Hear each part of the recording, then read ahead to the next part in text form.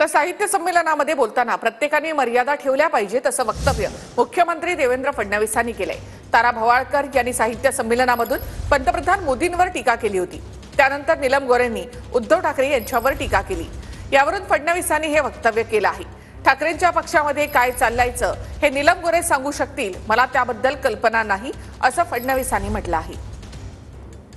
साहित्यिकांना वारंवार असं वाटतं की राजकारणी हे आमच्या स्टेजवर येऊ नयेत किंवा तशा प्रकारचं त्यांचं नेहमी वक्तव्य असतं। व त्यांनी देखील पार्टी लाईनवरचे जे कमेंट्स आहेत हे कमेंट्स करणं हे योग्य नाही आहे। त्यांनीही मर्यादा पाळायला पाहिजे असं माझं मत आहे। उद्धव ठाकरे यांच्यावर गंभीर आरोप केले की मर्सिडीजची मागणी होत होती जर का काही पद पाहिजे असेल। बघा, त्या पक्षात त्या होत्या, मी तर काही त्या पक्षात नव्हतो, त्यामुळे त्या पक्षात काय चालायचं ह्या त्याच सांगू शकतात। मी तर त्याच्यावर कमेंट नाही करू शकत।